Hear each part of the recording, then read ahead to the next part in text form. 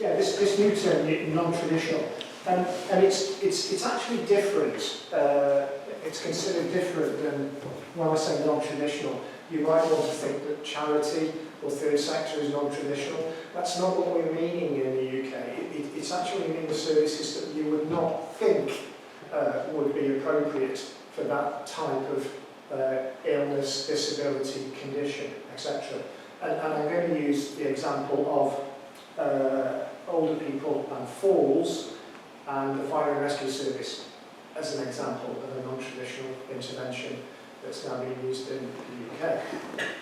But you can't really start any presentation about an aging society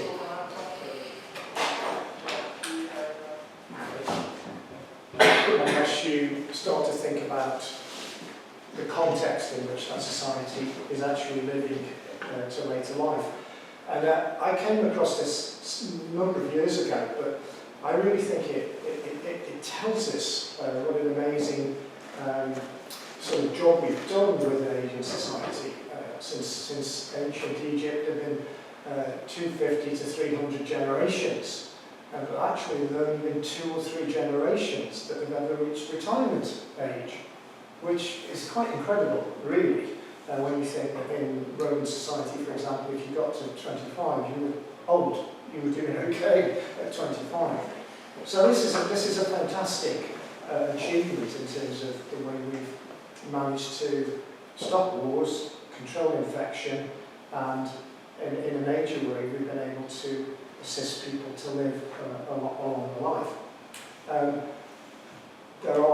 There are some scientists in America who think that we could get to 120, 130, if you wanted to, of course. And then there are other people who have taken the view, you may be familiar, are you familiar with the author Anthony Trollope? Trollope wrote a book called The Fixed Period, which is a novel called The Fixed Period, where he's, in the novel, at the age of 60, older people were given chloroform and told to go to a mountain and off you go and disappear. Now I just published a paper actually on euthanasia because we've got a big data set from England called the Mass Observation data set where we asked people if you had dementia, would you consider euthanasia? And we just published that as a paper. And it's quite interesting that actually there are some people who say if I did have dementia, I wouldn't. Actually, I don't think I would want to live with that condition. So, you know, it's an interesting conversation that's now taking place. But you know, we've done pretty well. However, wrong way. Falls in particular, I became obsessed with falls because I did my PhD on falls 30 odd years ago. I did a randomised controlled trial of health visitor intervention. And what struck me, as my sample was taken from the accident and emergency department, and the first thing I noticed was the fact that the acute physicians, in particular, pretty much hadn't got any time for falls. You know, it was something that was, oh, we've got another one that's just fallen and come in. If it was a road traffic accident, and this particular A&E department was one of the first trauma centres in the UK, so if the alarm went and the buzzer said there's a helicopter on the way because there's been an RTA on the M6, everybody puts the kit on and the adrenaline's ready and off we go. We're going to put this person back together again. If it was Mrs. Smith who's on the trolley who's fallen, it was she's another one that's fallen. And there was something really negative about this. So when I was doing my PhD, I tried to understand why this was the case. And one of the things that I sort of discovered was that even the language is really important. Falls are Latinized. Why don't we have a Latin term for falls? Most clinical conditions have a Latin terminology, which gives them some sort of medical credence, but falls don't. There's one other that is very strange as well, in later life as well: stroke. Now, if you were to say to someone who didn't live in the UK, Millie's had a stroke, they would have no idea what that meant whatsoever, would they? Fall maybe. But then I started to think, is there something metaphorical about fall? And there is, happy is up, sad is down. conscious, unconscious. Health and life are up, sickness and death are down. Having control of forces up, being subject to control of forces down. High status is up, low status is down. So this notion of fall, I think metaphorically, is really important. And of course, if you think about the fall in the US in the autumn, all the leaves fall. So I see falls as viewed as detrimental metaphorically, but I also think that it's become ingrained in the medical profession that falls really they're not really a challenging medical condition. You know, it's just one of those things that happens in later life that we have to deal with. So I think this is really powerful, and there are some conditions, obviously, that, dare I say, there are some sexy conditions, and there are some conditions that aren't sexy, and I don't think falls and stroke are necessarily sexy. So, the context, I think, is really important, and I think falls are a metaphor of decline, which I said. Now, any idea what that might be? Now, these two people in the room do know, because they've seen it. Well, you've got 3 people who know what it is. Any idea what that is? What's this? Yeah. What's this? Yeah. Rheumatoid arthritis hand. This person with this condition turned that pig on a lathe. So for me, that fantastic metaphor about ability with disability. And again, the point I'm trying to make before I come to the actual issue is that we seem to think that disability, old age, is detrimental, it's negative, there are no possibilities, there's no futures, and it's almost ingrained in society. This is Hans Balding, and what he's doing here is he's painting the life course, okay? The stages of the life course here. But in terms of those stages, we tend to think that there are 7 stages in the life course. Something pretty odd going on here. What's happening? Any idea? The old person can't see their life. This is Yeah, exactly. He was so disgusted with the 7th stage of the life course, he wasn't even prepared to paint it. So he hides the 7th stage. It's something that we don't want to see. We all know we can get there, but we really don't want to be told about it too often. And there's somebody who said it's encroaching fast with me. Now this is another example of how we used to construct a life course. You're on the way up, and then you're on the way down. Okay. Now what is also interesting, this was constructed in the US, but there are many of these in Europe as well. And this is how, certainly in the Victorian era, we used to construct the life course.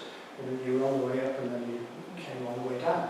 But it's very difficult for you to see, but underneath each of these life course stages, there's an animal, and that sort of predicts that stage. So here you've got the lion, but here you've got the donkey. And again, the metaphor of uselessness at the end of the life stage. Now, classic example, you probably won't know this particular person, but Menzies Campbell, he was the leader of the Liberal Party in the UK several years ago. But when he took over the Guardian newspaper in England, which is supposed to be the left-leaning Liberal newspaper, one that, compared with the Daily Mail, for example, people think is pretty accurate and not too subversive, a bit now considered a bit towards the wokey, compared with the Daily Mail that's very anti-wokey. I'm in safe hands in this one. So, they put this guy, Menzies Campbell, age 64, on the centre frame. Okay? And said, he's just taken over the Liberal Party. Well, what the heck's he doing at 64, for goodness sake? He's on the centre frame. Well, he's not on the centre frame because he competed in the Olympics and he's a barrister. What's going on? In terms of imagery and negativity. He's in ultra fit. I don't think he won a gold medal. I'd give him the silver medal in the Olympics. He's a very well-respected barrister. He's taken over the Liberal Party, but at 64, they're predicting that he's not up to it. Incredible, incredible really. So this negative, I think, is around all the time. Anybody know Gustav Klimt? Yeah, the painter.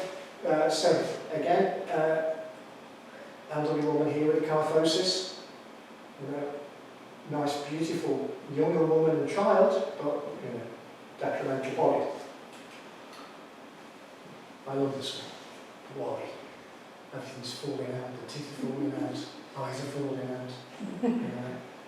The body's in pieces. And Goya does the same thing, 2 old people eating soup. So this negative imagery, I don't think has gone away. It's certainly not gone away in terms of that image in The Guardian for Menzies Campbell. And I don't know, again, is the term apocalyptic demography something you've heard in the island about the ageing population? The male used is slightly different to the greedy bastard baby boomers. That we're the people that are taking all the money, the kids can't afford to buy a house, we're on pensions, there's a real negativity about later life going through the press in the UK. Which is really weird, because if you think about, anybody collect antiques? No? Why do we think antiques are beautiful, but we think human bodies are not in later life? Why do we think bonsais are beautiful, that are really old, aesthetically beautiful, but we don't think that older bodies are beautiful? There's something very strange going on, I think, in terms of how we view old age and detrimental decline. So this is the context, I think, in which we've got to be aware of how society views an ageing society. You had an interesting review of ageing a while back in 2020. It wasn't, actually when I read it, it wasn't as negative as I thought. It wasn't saying, oh, this lot's really going to clean us out financially, what are we going to do? It was actually reasonably positive. I mean, some reports are really very, very negative. I mean, that one using the term apocalyptic demography is the classic, where it's saying, essentially we're going to be financially wiped out by all these older people who are taking all the GDP. This was okay. But one of the things it did say, it did show, is you have already said earlier on in your presentation, and boy will we need community care for this population. So this is dead on. So well done. But you see here that you have got 3 years before things start to get really difficult for you on the Isle of Man. More difficult than probably anywhere else in Europe. Because this goes, as you can see, straight up. And that's without, I mean, it gets zero. I mean, whether you get inward migration or whether you don't, you have something going from, at the moment, 17,000 to 20,000, 3,000 extra people within a 10-year window on this island, irrespective of whether there's inward migration or not. That is unprecedented in Europe. It's the only country that's anywhere near that is Japan.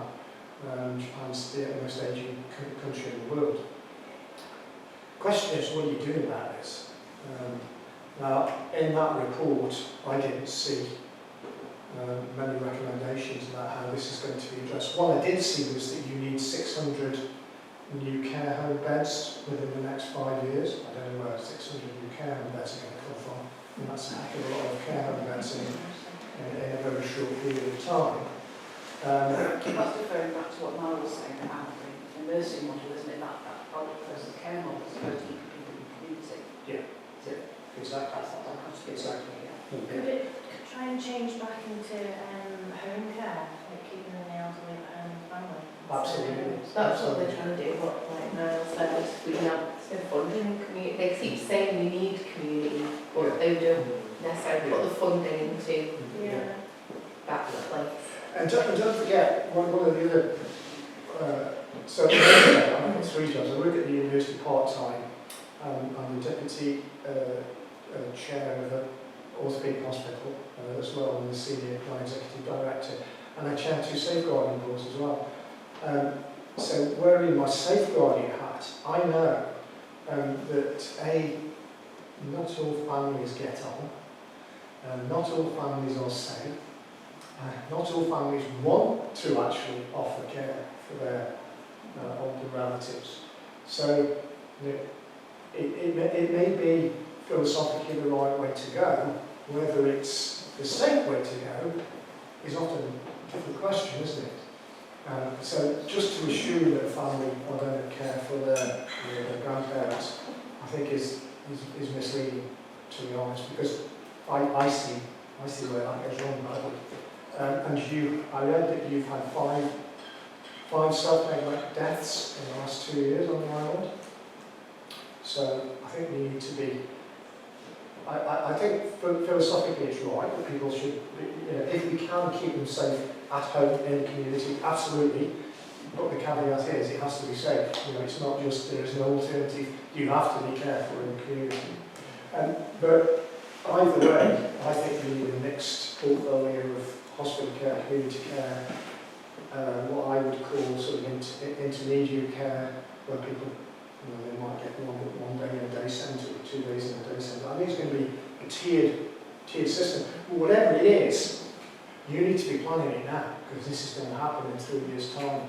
It's quite hard to assess, isn't it, whether somebody is at risk of neglect. So the clinical shifts I've done over the past couple of months, I noticed now as part of our documentation, because of these deaths and things and issues, there's now a tick box thing to say, is this person at risk of safeguarding?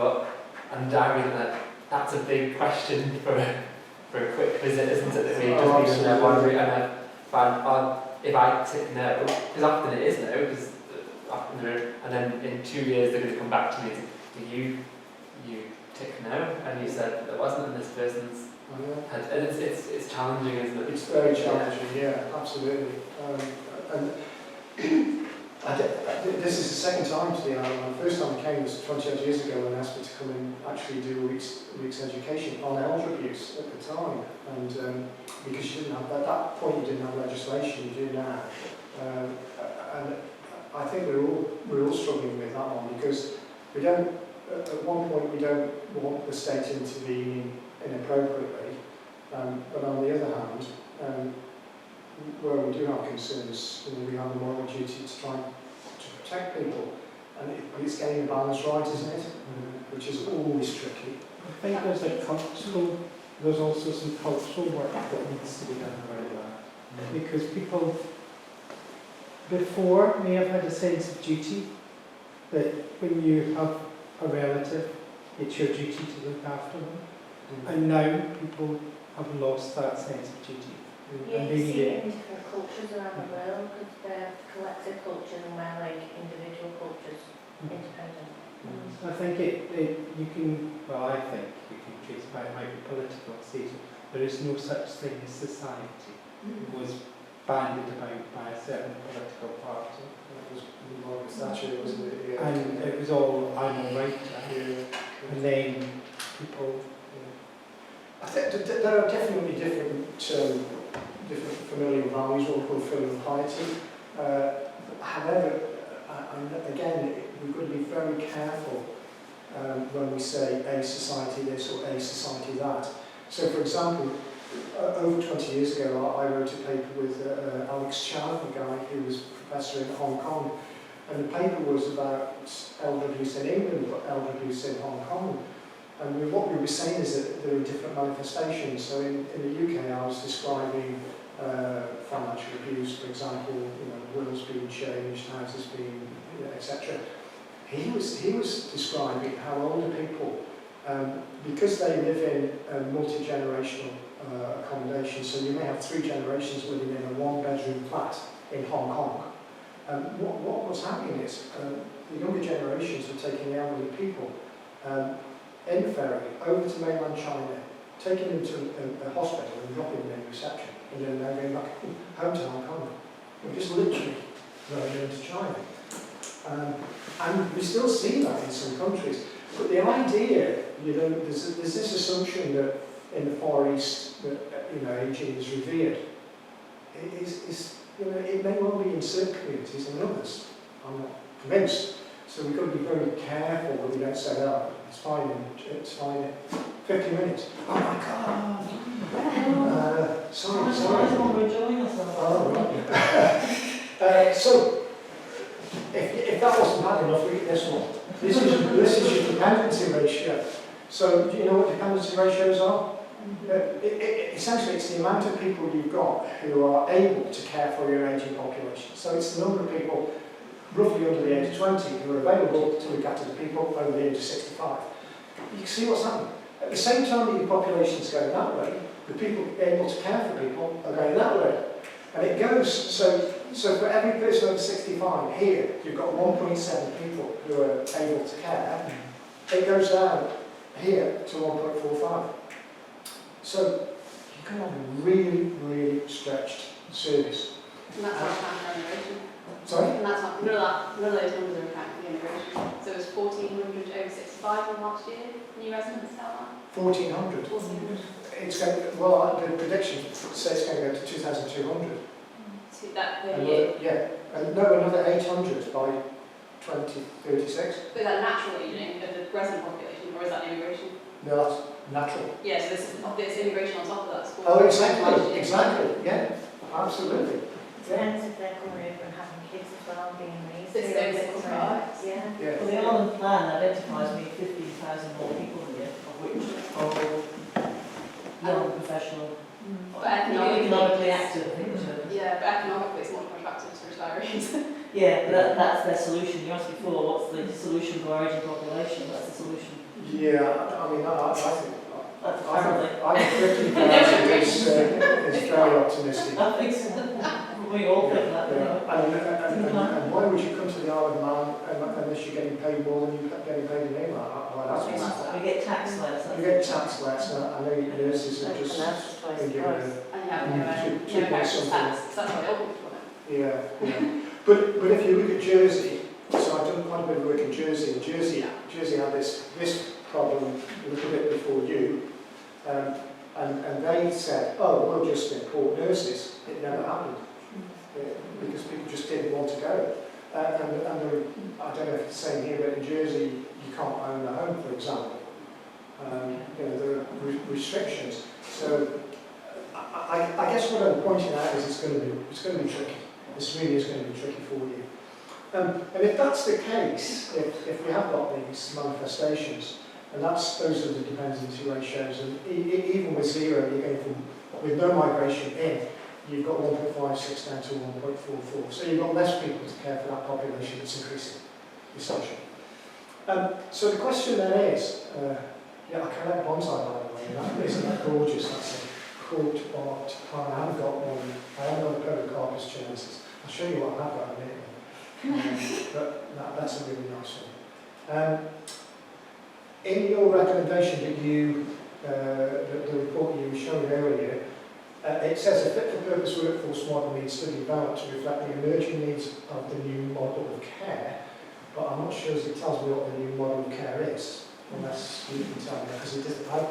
I read that. So looking at community primary care at scale, I think is the title, Primary where care at they scale. have more, they have hubs at different parts of the island where most of the care will be conducted. Okay. I went to a talk recently that I think towards the end of the decade that was. They were meant to introduce like intermediate care, weren't That was they? it, that's part They're of part it, of those, yeah, but yeah, it's not really. Yeah. The buzzword in the UK is care in place. So you will have localities as opposed to having to go to the general hospital or wherever it is. So maybe you're working on a similar model to that.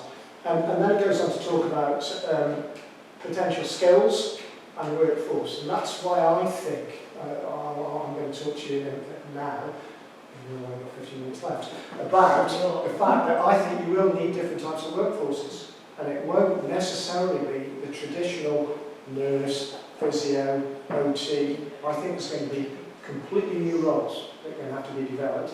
And they're going to be roles for other disciplines or other professionals that you think, oh, I didn't think firemen could do that. and I'll show you why I think that's the case. So, I mean, falls, you know, it's a big issue. It's one of the number one causes of A&E attendance, both pretty much in every country. It causes massive damage. I won't go through those, but you know all the falls facts. Not only does it cause physical damage, but it causes psychological and social damage, social isolation, etc., etc. So falls are dangerous in later life. And certainly in the UK, we define it as an event which causes a person to unintentionally rest on the ground. I'm going to whiz through a few of these because they're not really relevant. This is relevant, big time this is relevant. The long lie, I don't know again if that's a term that you've come across here. This is hugely dangerous. Some studies suggest that if you have a long lie over 6 hours, your mortality at 6 months is 50%. Half of that population dead. So you assume that just lying on the floor for 6 hours isn't going to be particularly dangerous, and you might get cold, you probably wouldn't get decubitine pressure sore, maybe incontinent for 6 hours, but you wouldn't think that a lot of those people were going to be dead in 6 months' time, but they are. So this is really dangerous. And what that means is, the faster you can get someone up who's on the floor, the better chance of survival for that individual. But is it cause or effect? Sorry? Is it indicative that there's something else wrong with them, or is it you think the long lies causing them to be high mortality? No, it's definitely going to be comorbidities, isn't it? Okay. Because that population, I'm talking about people over the age of 65, and the chances of being mega super fit at 65 are, you know, there are some people who do marathons at 70 and 80, but the majority of us don't. So there will be comorbidities for sure. So it's not necessarily the long lie, but I think the long lie is predictive of your potential frailty. Yeah. I looked after Gemma who spent 2 days in the bath, he fell, got pressure sores, ended up in hospital, was on our books, ended up in a care home, and then eventually died not like long after we got everything healed up. Yeah. Because like a leg edema, so we had loads of comorbidities going on. Yeah. So we do see it quite a bit in the community. I don't know, are you familiar with Alan Bennett? Do you know Alan Bennett? Take a look, go onto YouTube and look at the cream cracker under the sea. It's one of Alan Bennett's talking heads, and it's an elderly woman who falls and she's talking to herself. Somebody comes to knock on the door and says, "Are you okay?" She's on the floor, and the only thing she can see is the cream cracker and the tea, and she's complaining about the cleaner. They didn't get that cream cracker. But it's so powerful in terms of the mental machinations of someone lying on the floor. Anyway, let's crack on.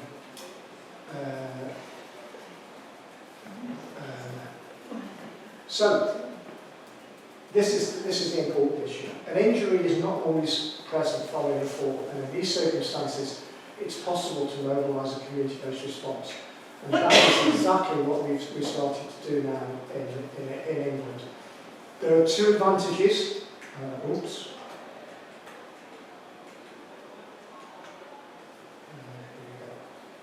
Two principal advantages. First, improve the outcomes and experience of individuals.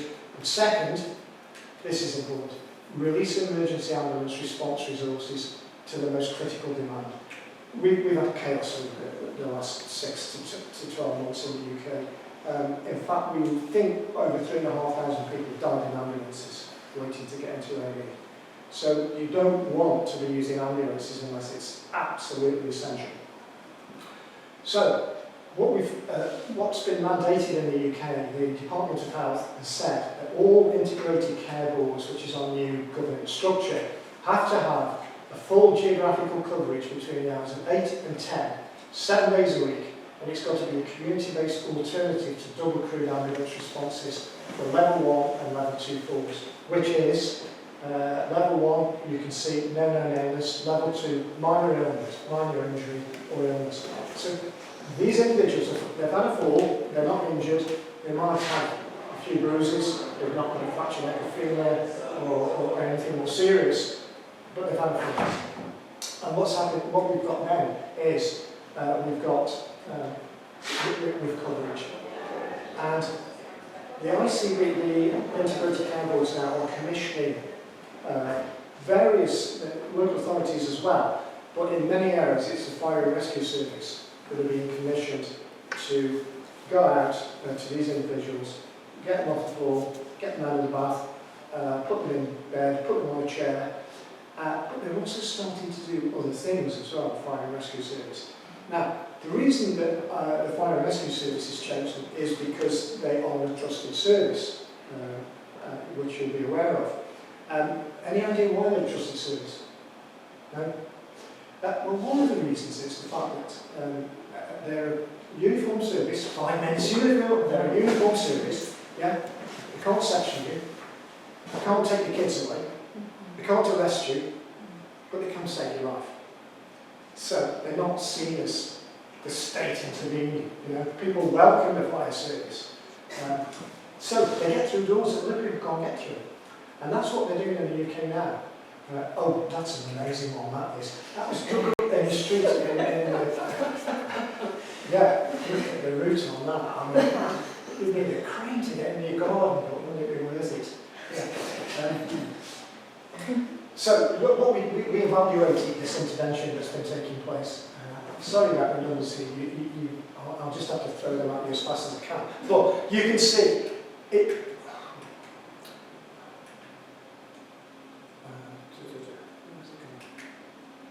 You just want to keep seeing that, don't you? That's Rename the session. It's this group. It's over 81s, 50% are over 81 that go out in this study that we did. So we took all the data from people who've been, what happens is that the person phones the normal system, they phone 999, asks for an ambulance. The ambulance service triages them in 1, 2, 3, 4, and asks them other questions as well as the 1, 2, 3, 4 in terms of, are you diabetic, for example, etc., etc. And on that, they categorise in 1, 2, 3, 4. If it's 1 or 2, then they divert that call directly to the ambulance, to the fire and rescue service. And the fire and rescue service go out to that address, and they sort that person out. And it's having a really incredible. I won't go through some of these because they're just the demographics, which isn't particularly helpful. But what you will see is that they're going out to multiple floors, which is really interesting as well, because that means that the fire service have got to refer these people on. And they can't just say, oh, you've had the one fall, you're back in bed now, you're back in the chair, everything's okay. Because 2 or 3 times you've got 36%, more than 3 times you've got nearly 40%. So these are multiple falls. But clearly, they're not going to A&E. So they don't need a 2-man crewed ambulance. They need the fire service to go out, pick them off the floor, put them in a chair, make sure that the heating's on, make sure that there's some food in the fridge, as you would normally do as a community. You do the other checks, wouldn't you? You wouldn't just go in and do the bandage. You'd have a look around, figure out whether it's freezing in here and say, oh, there's, that's basic care, isn't it? Not just doing the bandage. And that's exactly what the fire service is doing at the moment. And it's working. We just published this one. This is a different study where we're looking at mental health. So when the fire service go out and they do they put in the ceiling, they do the fire. Yeah, they're asking questions about mental health now. They're using the mini mental state examination, so people can start to, and if they've got concerns, they can refer them directly in. They're also asking questions about safeguarding now as well. And we thought, when we set up some of these services to evaluate them, we thought if the fire service start asking questions about safeguarding, are people going to say, well, mind your own business? And they don't, actually. They say, no, I'm fine, but thanks for asking. It's quite an interesting dynamic, and I think that again is because the fire service is respected. They can't take the kids, they can't arrest you, although they're uniformed. You can see the different times here. That's an amazing one. So I'm going to have to finish off that. But the evaluation, were you satisfied? Everybody's satisfied. Were they respectful? Yes. Was it helpful? Absolutely.